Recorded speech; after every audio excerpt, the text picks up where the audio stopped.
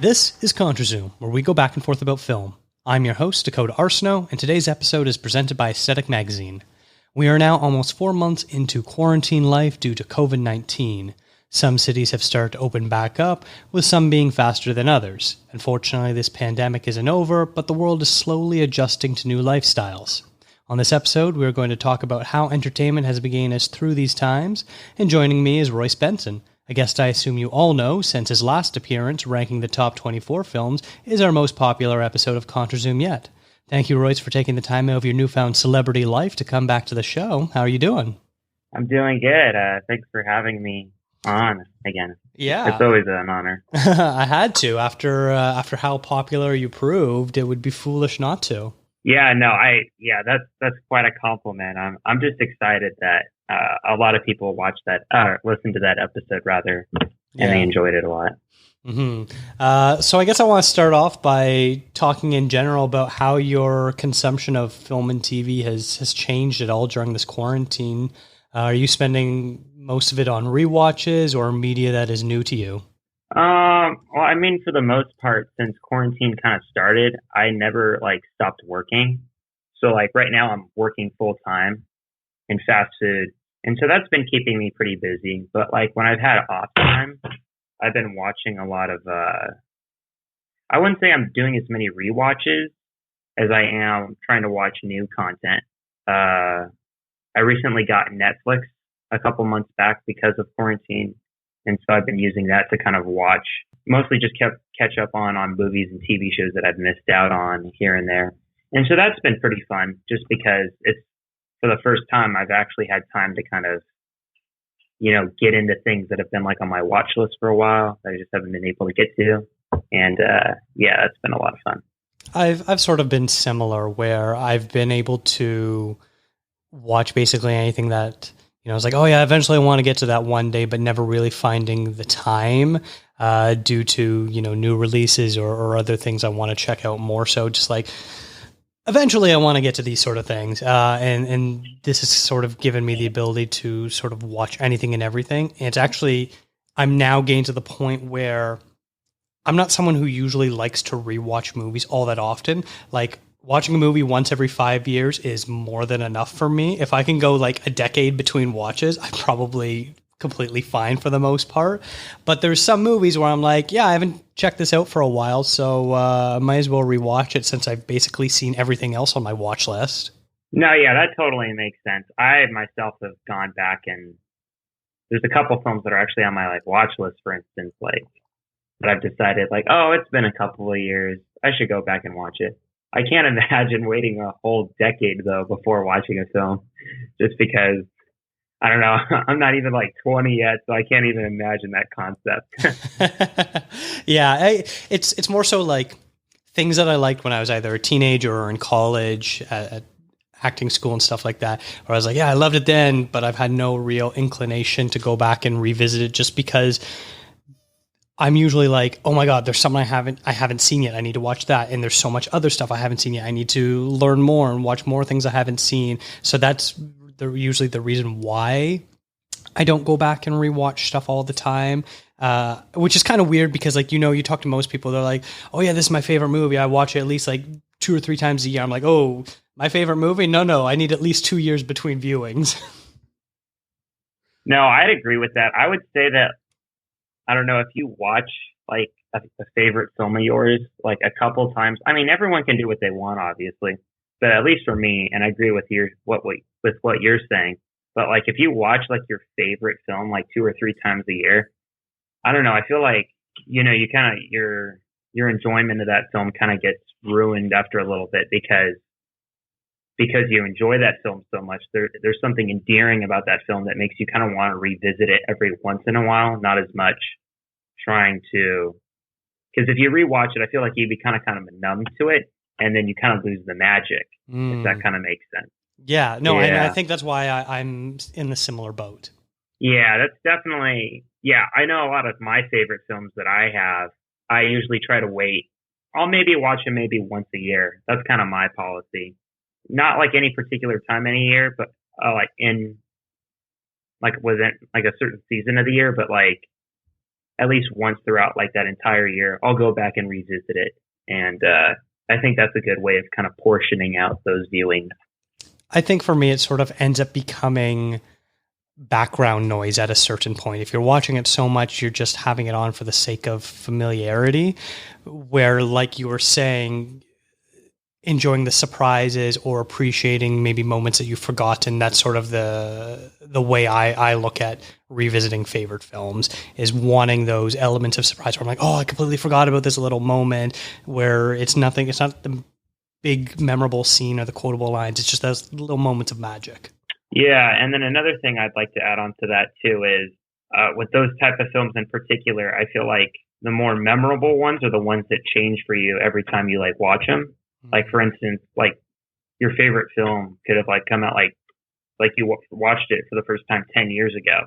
And if you're still watching it today and it's still affecting you, maybe not necessarily in the same way, but you're seeing new elements you didn't see before, kind of like what you were saying.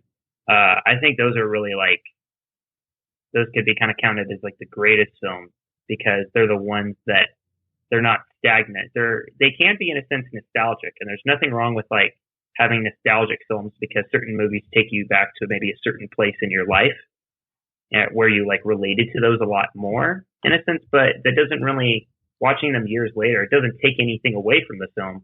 You're just seeing the film through a new lens and perspective as you're kind of getting older, I'd say. Wow. Yeah, that's really good. Now, I think all this talk about favorite movies, do you have any specific ones that you've watched in the last few months that either were new to you, and then also on that same, there's anything that you've rewatched that you've certainly enjoyed? I'm looking through my diary on Letterboxd right now, just because I've been watching a ton of stuff. What I did do, interestingly enough, is a couple weeks back, I did the 7-day free trial for HBO Max, I think it's called, their new streaming service. And I for like a whole week, I binged through all the Harry Potter movies, because I've actually I never read the books or watched the movies when they came out, like as a kid. And so I had heard things about it. You know, obviously a lot of people, when I told them I was going to watch them, they're like, you got to read the books first.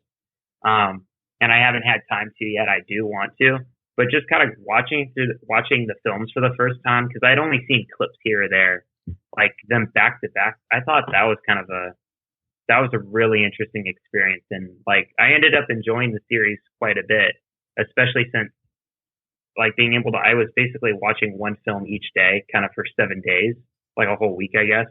And that was like a really cool experience, because, you know, you're able to see the evolution of the actors obviously growing up, as well as like the changing of the guard kind of when it came to like the different filmmakers that took over and how their styles kind of really shaped what the tone of each film was. And so that was really fascinating. I would say that was probably like the largest undertaking I've had since quarantine. Besides that, it's just really been like a mixture between like stuff that I waited a couple years to see, and I'm like, oh, okay, I'll watch that. Or some like new releases here or there on Netflix and stuff like that. So going back to the Harry Potter franchise, do you have a favorite and least favorite of the group? I've been looking into what people have been saying is their favorite and least favorite after I watched all of them. And I'd have to say my favorite, I know I might be in the minority because of what I've seen online, but I really enjoy the Order of the Phoenix. That was kind of like the one where I was like, dang, this movie slaps. Like at the end of it, I was like, it was so much fun. And it's not that like any of the films in particular are like bad. I didn't give most of them I actually gave pretty positive ratings to. They were just different. Like the first two, the Sorcerer's Stone and Chamber of Secrets, for instance, they were kind of like, the whole tone felt kind of Disney. It was kind of like childlike. But then like once you get to like Azkaban, you know, which Alfonso Cuarón directed, and that was amazing that he got to do one of them. Like the tone changed because they kind of like, as the stakes rose. And I thought that was really neat how each director kind of evolved from the last. Least favorite, I didn't really like Goblet of Fire that much. It was just, I don't know, it seems kind of like the in-between. I'd like to make an announcement. Hogwarts Castle will not only be your home this year, but home to some very special guests as well. Please welcome our friends from the north, the proud sons of Durmstrang. And now, the lovely ladies of Beauxbatons. Yeah, I mean, I like the last two parts of the Deathly Hallows. I thought it was interesting. I read an article how the Harry Potter, by like putting part 1 and part 2, that kind of started a trend from films later on. Like, I think it was replicated by like films like The Hunger Games. They did a part 1, part 2. Twilight did that too. Twilight, but they were the ones that started that trend, or like, you know, they were like, you know, companies were like, if we split them into 2 parts, we can make twice as much money, you know? So that's kind of where that, I thought it was kind of fascinating that Harry Potter they kind of started that tradition in Hollywood. So it's interesting to see how trends kind of set. And I guess that was also back when young adult fiction was really big. I don't know if you could consider Harry Potter a young adult.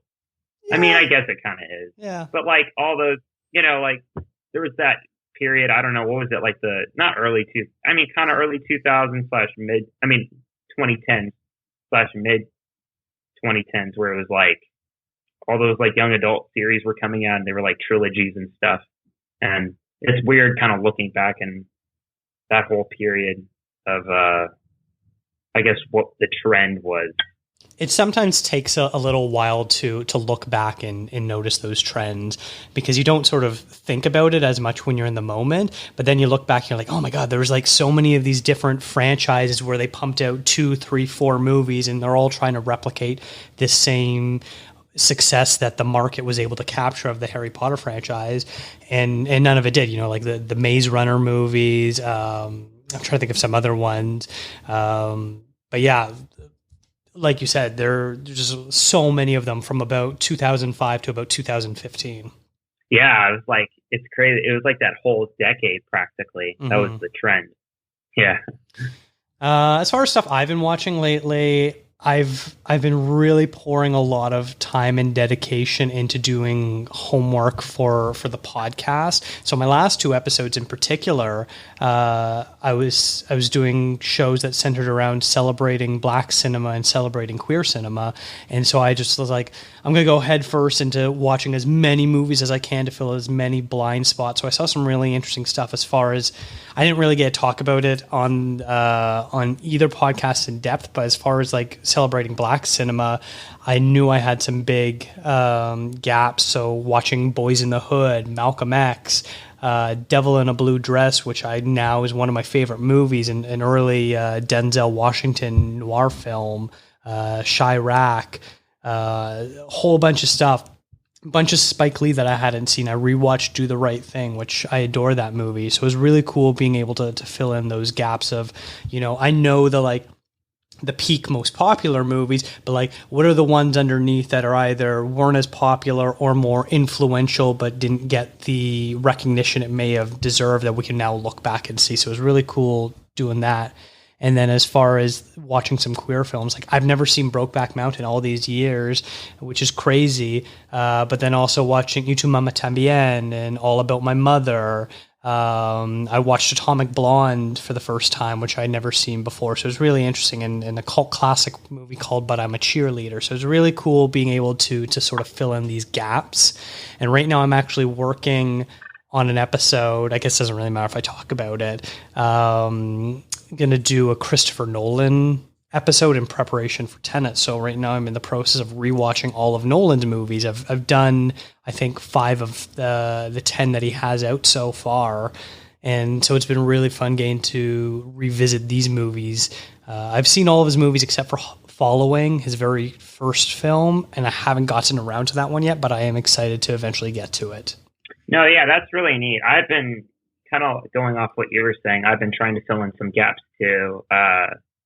Like especially with a lot of the crazy things that have been going on in our world right now, I've decided to revisit, especially a lot of, I guess, films that would be categorized under Black cinema. Actually, I'm in a group with some college friends. We do like a weekly film club where we like watch a film like any time that week, and then like every like weekend we'll like get on like a Zoom call and we'll kind of discuss the film. So what we're doing we're like around the halfway point, but the last couple weeks we've been watching like black cinema. So like we watched like Do the Right Thing, Black Klansman. So a decent amount of Spike Lee stuff, even some documentaries. Like I had never watched like I Am Not Your Negro. We're even going to try watching, I believe, 13th next week, which I'm really excited to see. I was able to see Five Bloods on my own on Netflix. So that was a good time.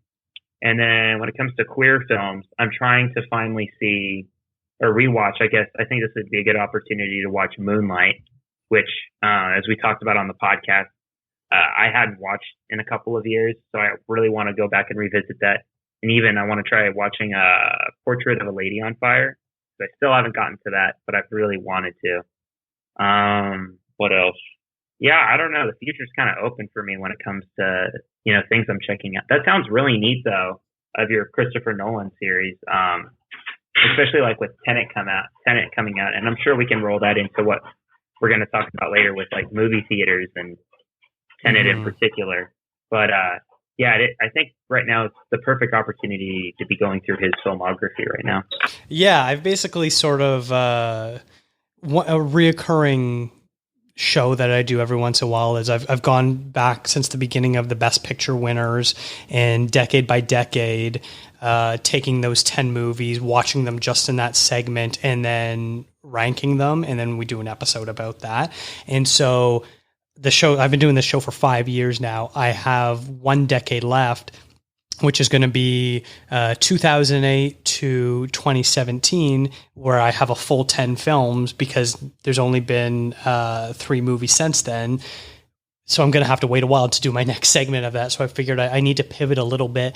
And an idea I came up with is what are directors who have either exactly 9 or 10 movies out right now that I can maybe do and maybe tie it in by the next time they have a movie. So another one later on this year that I want to do is Wes Anderson's The French Dispatch is going to be his 11th film. So I'll, look at his first 10 movies in anticipation of that release. All I have for you is a word. Tenet. It'll open the right doors, some of the wrong ones too.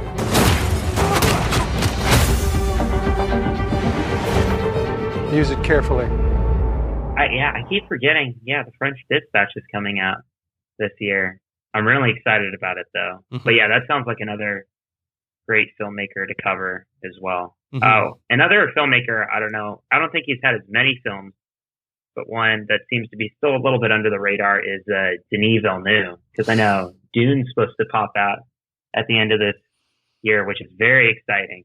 And I think his filmography so far, even though he hasn't been making films for as long, mostly in the 2010s, but what he's been around longer, like at least in the because he's got a bunch of French Canadian films. Oh yeah, I'm looking through it right now. Yeah, he's had some short films, but it looks like he didn't really gain any prominence until the 2010s. But yeah, he's another filmmaker that I should probably try looking back on and watching some more of his stuff as well. I'm a big fan of his, and another frequent guest of the show, Sammy, is a big fan, and we're already planning another series that we do on here is make remake. So I look at an original and a remake, and we're planning that for when Dune comes out to look at both the new one and then the original David Lynch Dune film, and then comparing them. That's a really awesome concept. That sounds like it'll be really interesting. Yeah, I'm excited for that one.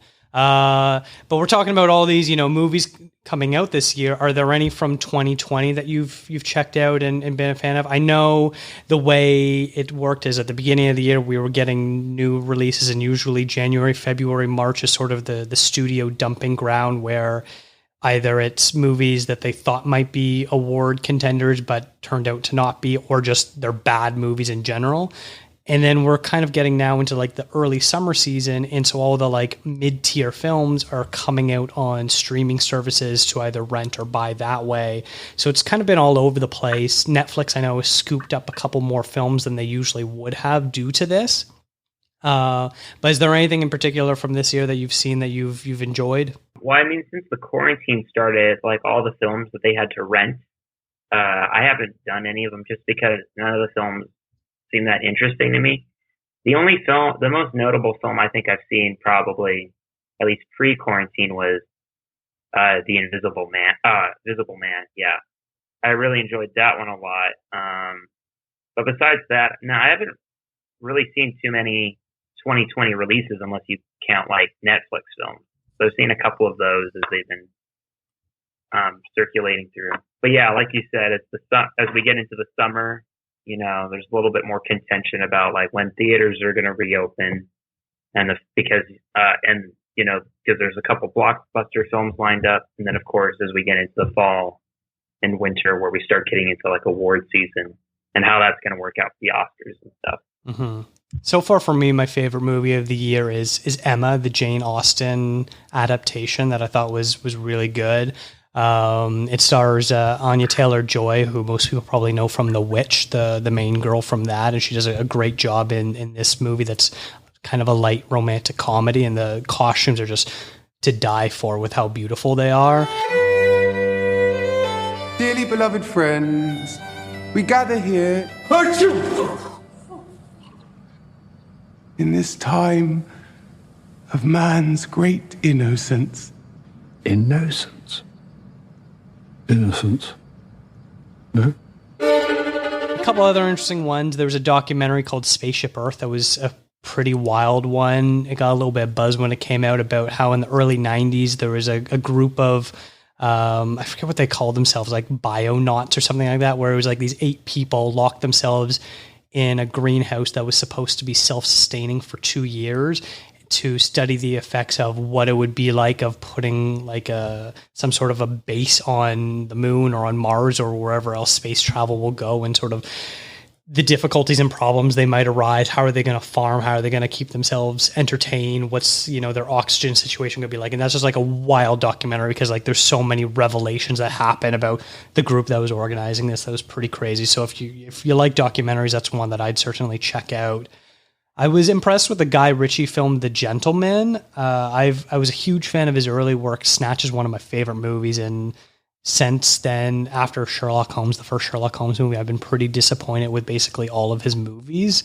But I quite like this. It was a very much a return to form of his like Lock, Stock, Snatch type of movies. And if you like those movies where it's pretty foul language, pretty intense, violent scenes, but also people looking really cool at the same time, it's worth a check out. No, yeah, I'll definitely take all of your recommendations. Those both sound like good films that I feel like kind of went under the radar, sadly, just because of quarantine as well. But yeah, those are definitely on my watch list, and I need to get to them. Mm-hmm. We're sort of mentioning it earlier, but earlier in June, theaters slowly started reopening, and drive-ins became like the hottest thing since the 1960s, with 2 movies battling for the top of the box office, that being 1993's Jurassic Park and 1975's Jaws, which earned $517,000 and $516,000 respectively. I love this idea about classic cinema being an attraction at a time like this. This is crazy. Yeah, and it's also kind of it's funny that both of them are Spielberg films, which really goes to show that Spielberg's charm has definitely not left the minds of most viewers, especially today. Like his films are just as charming back then as they were now. Whether you grew up in the '80s, which I didn't, or even my generation who's been introduced to his works, he makes the quintessential, summer blockbuster films. They're a great time. You can bring your whole family to see them, and but they're also going to be intellectual too. They're just a great mixture of fun and entertainment, and just a great time at the cinema. So, and yeah, I think it is really exciting that drive-ins are coming back. There aren't too many around me. I think the closest one's like 50 miles from my house, but now that I think about it, I wouldn't mind making the trek out there because I actually haven't been to one before. And I think that'd be a really neat experience, especially while we're waiting for theaters to open up. It's interesting that you've never been to one. Where the town I grew up had one, and so my family and I would sometimes go to it. Usually, like the kids' film would play first, and then they try to convince us to go to sleep. All the more mature film played afterwards, and of course, me and my brothers would not usually sleep during the second one, and would watch that. So that I have fond memories of that. And I thought most of the drive-ins in Southern Ontario, I live in Toronto, had shut down. And in fact, one company basically owns all of them. And there's, I think, about 4 or 5 within like a 2 to 3 hour radius of where I live. And they all play the exact same movies, which is a bit unfortunate. I haven't really been liking their selections for the most part, but they're finally starting to mix it up a bit. But they haven't been playing any classic films. I'd love to see Jaws at the drive-in. I've seen it several times. It's probably my favorite Spielberg film. I actually have a poster on my wall that's a mashup between Jaws and The Life of Aquatic, which is one of my other favorite movies. There is a creature alive today who has survived millions of years of evolution without change, without passion, and without logic. It lives to kill. A mindless eating machine. It will attack and devour anything. It is as if God created the devil and gave him jaws. That would be so cool. Like I think I like that they're trying to play the movies that maybe didn't get the audience it got earlier this year when they were coming out. But at the same time, I'd love at least one screen to be dedicated to classics, or if it's a double feature, one new movie, one classic movie, because so many people, whether, you're my age or you're younger, even if you're older, maybe you never got a chance to see those movies when they first came out in theaters. And I think there's something special. There's a movie like, I've never seen 2001: Space Odyssey. That's probably my biggest miss that I've never seen, that I know I get crap for when I tell other cinephiles. I'm purposely waiting to watch it on a theater screen. I don't want to watch it at home. So something like that, where I'm sure there's other movies out there, whether it's ones that I can think of or someone else would want, where they would want to watch it for the first time on a big screen. Like I've seen Lawrence of Arabia a couple times at home. I don't think it's the same movie if I were to see it on the big screen, especially something like at the drive-in. Yeah, I'd agree with that. I wouldn't mind seeing 2001 on a big screen, because the first time I saw it, sadly, was on a laptop. And I think that's kind of giving that movie quite a disservice.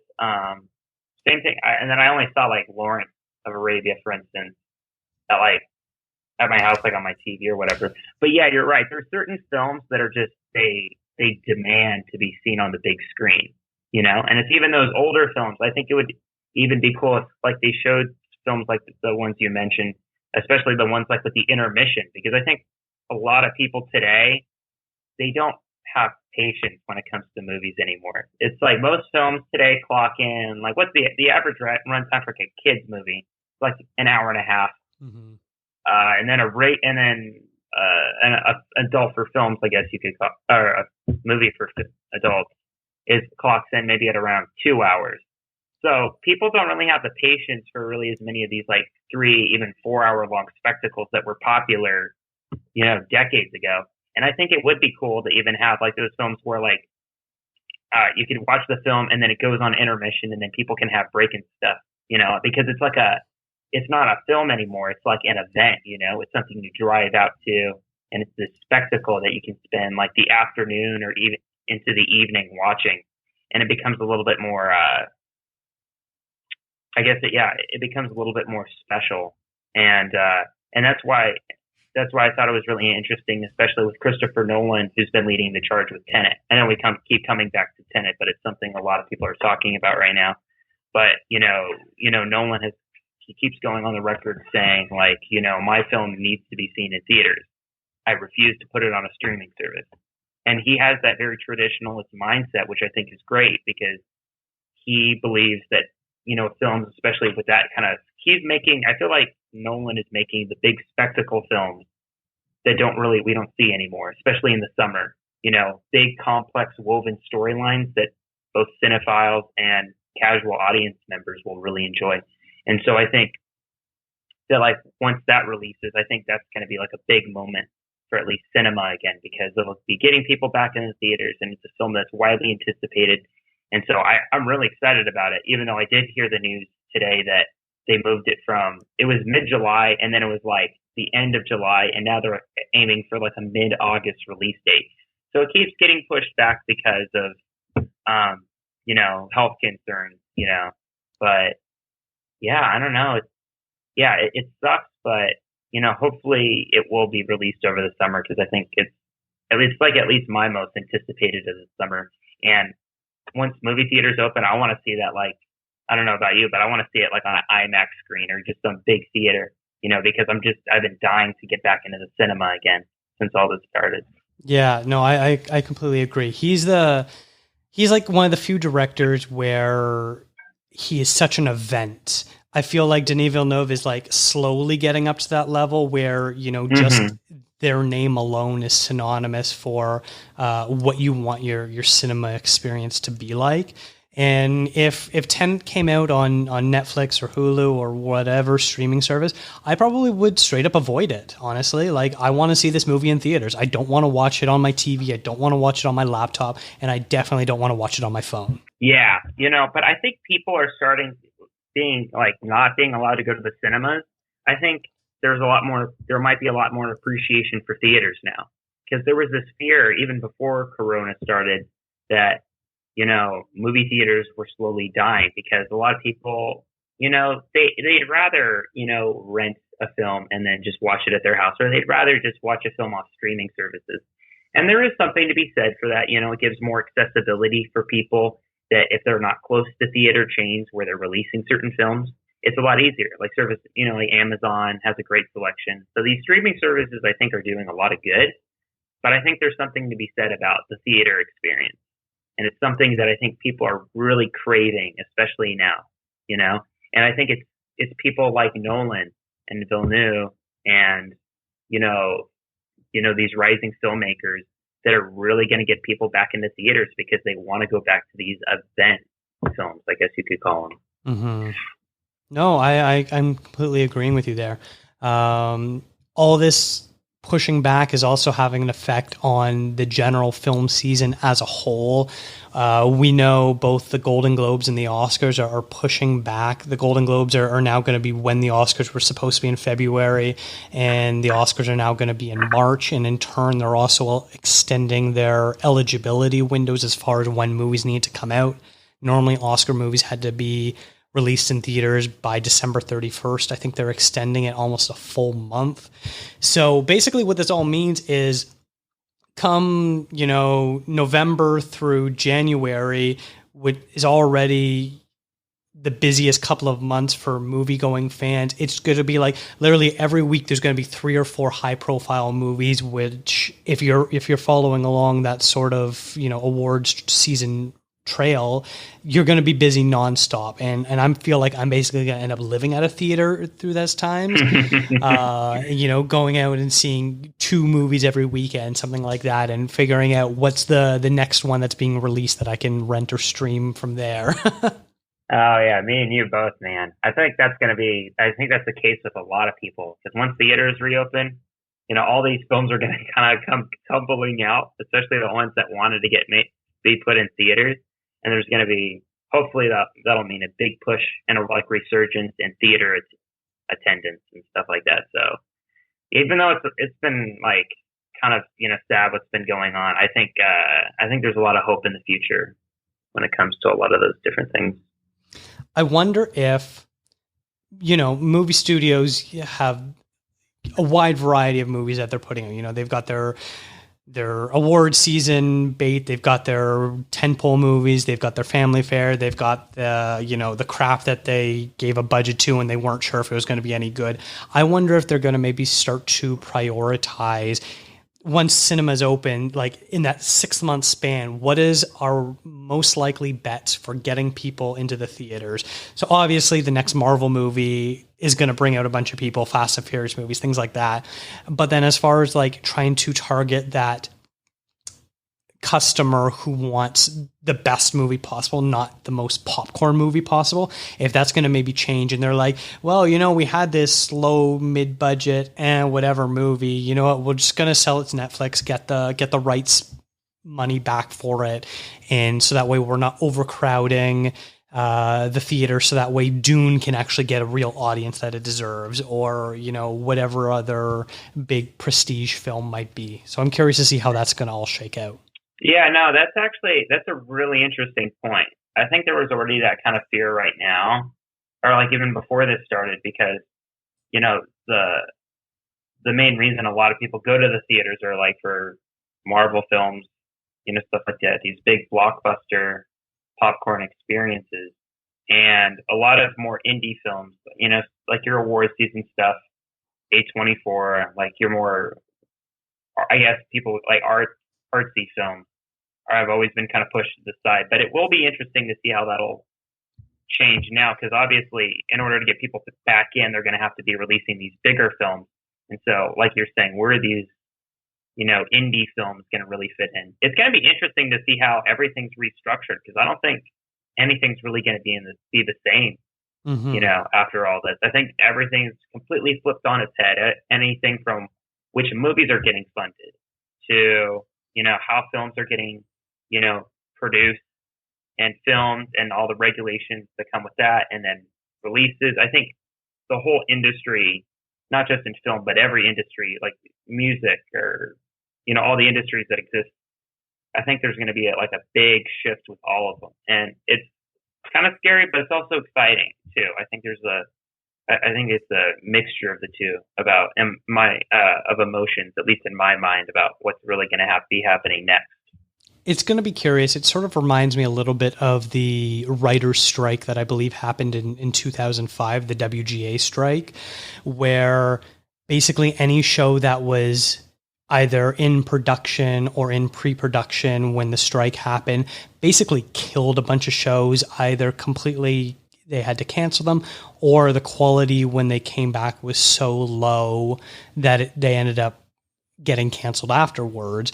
But then, a year or two later, you had all these amazing TV shows and movies coming out, because you had these writers that had basically a 6-month span where they weren't allowed to legally write something that was being produced, so they could write their own passion projects or work on their own stuff. And we got lots of great stuff afterwards. I wonder if this time right now is giving creatives this opportunity to maybe work on something that they thought they didn't have time for.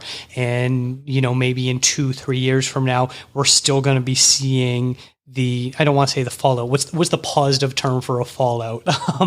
Of whatever the seeds that is happening right now going to birth later on, because they're these trees that are eventually going to grow out of all this. So I'm really curious to see how this is all going to shake out in that sense.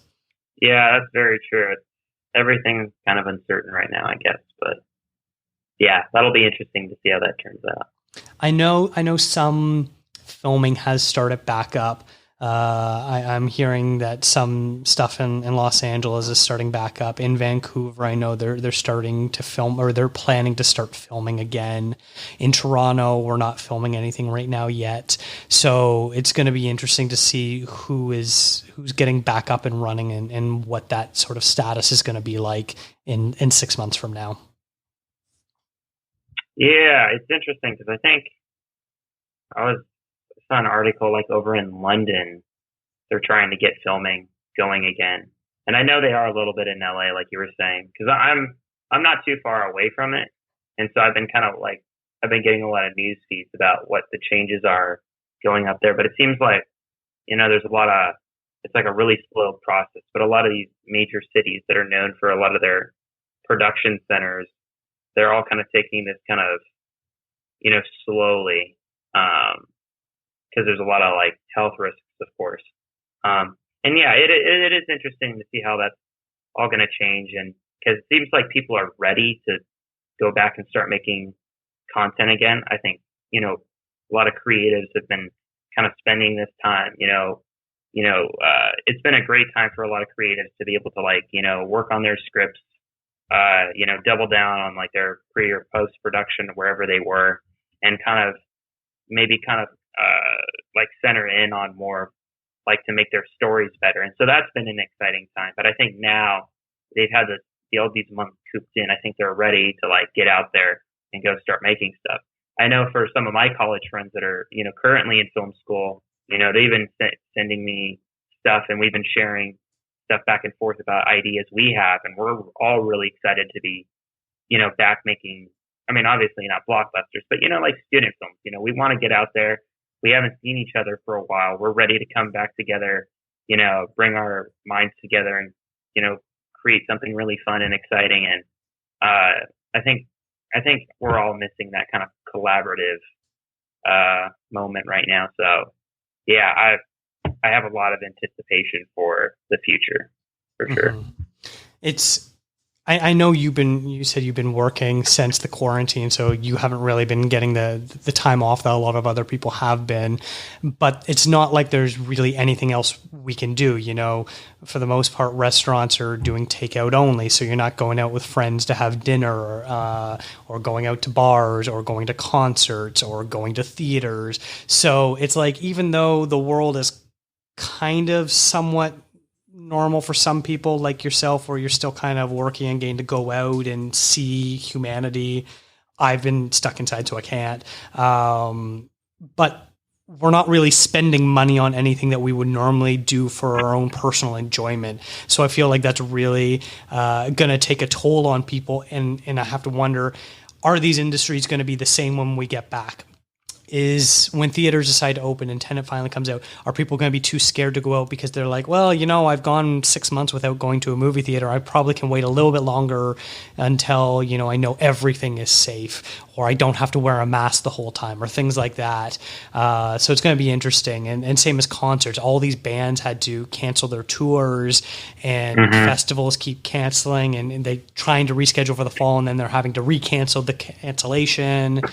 And what's going to happen next year? Is there going to be an inundation of, new ways to entertain ourselves, or is it going to take a little bit for things to ramp back up? I have no idea. I can explain scenarios where I think either one is possible. Yeah. I mean, I think it also depends on what part of the country you're into. I mean, I know you're up in Canada, and I'm not really familiar up there, but at least like over here in the US, I'm in California, which is densely populated, especially along the coastline where I am. And at least like from what I've been seeing, people are dying to get out. At this point, people are still wearing masks out and about and stuff like that. But I've been seeing a ton of people out and about, like walking, exercising. I've even, I've been wanting to go to the beach forever. So I've been going a couple times, and every time I've been down there, the beaches are flooded. I think at least in California, we're at the point where a lot of people just want to get outside. There's that cabin fever, and you've kind of felt that kind of cooped up feeling. And I've seen that in a lot of other people when I've been interacting, especially at work and stuff like that. And so I think people are, in general, at least from where I am, I can't say the same for the rest of the country because I'm not from there and I don't know enough. But at least in my immediate circle, I think people are ready to kind of like restart, and that means they want to go back to theaters. I think people want to go to concerts again because people are just so sick and tired of being inside, So I think a lot of those different entertainment industries that are social gatherings, I think some people are still a little bit worried and scared, which is understandable. But I think a lot more people are kind of like, screw it, let's just go out there and let's just hang out because they're so tired of being inside. So it's weird, but yeah, it's definitely interesting. See how it works out. Yeah, it's so much uncertainty for the next little while. Yeah, I think that's a really good discussion we've had. Is there anything else you want to talk about, either in regards to the way we're consuming media, things you're watching, things you want to watch, stuff like that? I mean, the last thing I think I'd have to say about that is I think people's appreciation for art is going to change. I forgot I saw this one tweet, and I think it was from Stephen King, and it was really interesting where he said, to all the people that criticize, how important art is, what do you think you've been doing in quarantine? You've been watching movies, TV shows, you're listening to music, you're reading books. People need art right now. There's so much going on in the world, especially right now in 2020. It's been a crazy year so far as we reach like the halfway point of the year, which is crazy. And I think we need it a lot more than we think we do, because we need stories. We need things to give us hope. I know for me, I've been watching a lot of TV shows, just to get my mind off things, movies. I've even been using this as an opportunity to get into books that I haven't read for a while, or that I've been wanting to, that I just never got around to because I was too busy. And then even like new music, that I've been exploring like new genres of music, if we can go in that kind of avenue. And so that's been really exciting. So I've even, been experimenting like with, different hobbies that I've wanted to do, like, photography, just whatever it's been, writing, stuff like that. I think, it's been a really exciting time because, all of this whole standstill has given us a moment to kind of reflect on what our priorities are. And I think it's a really awesome time just for art in general, all those different industries. And yeah, I don't know, it kind of gives me a lot of hope at the end of the day, I would say. Wow, I think that's really well put. I too have kind of been trying to enjoy myself and stretch myself creatively, writing a bit more, both for myself and just for fun, writing for ContraZoom for this show. I did the script where I did the history of A24. I'm working on a different script right now, and I've got a couple other ideas down the line. And it's really been the most writing I've done in a very long time, probably since I was in college, actually. And sometimes it feels a bit like I'm doing homework, but it's homework that I'm choosing to do. So I know that by the end, I'll be very happy and satisfied with it. So I'm really enjoying this time. I also do photography, and it kind of sucks that like I normally do concert photography, and I'm not able to do that because there's no concerts to shoot, and I basically haven't touched my camera at all this year because of it. But I am watching a ton of movies, so I kind of feel like I'm back at film school where I'm able to watch so much. I think I've been on Letterboxd for 3 years now, just over 3 years. And I've already watched 125 movies this year, which is the most I've watched in a single year. And it's only the end of June. So it's going to be crazy to see how the next little bit goes and how high I can get that number up to. Yeah, me and you both, man. Yeah, I've been watching a ton of movies as well. And yeah, I'm definitely just as antsy as you are to like go out and start doing more once all this ends. Yeah. Well, awesome. Royce, thank you so much for coming back on the show. And as I said last time, I definitely want to have you on again. So thank you. Yeah, no, thank you as well. It's been a really fun discussion. I agree. ContraZoom is presented by Aesthetic Magazine. I'd like to thank Eric and Kevin Smale for the theme music and Stephanie Pryor for the logo design. Follow the show on Instagram, Twitter, and Facebook at ContraZoomPod.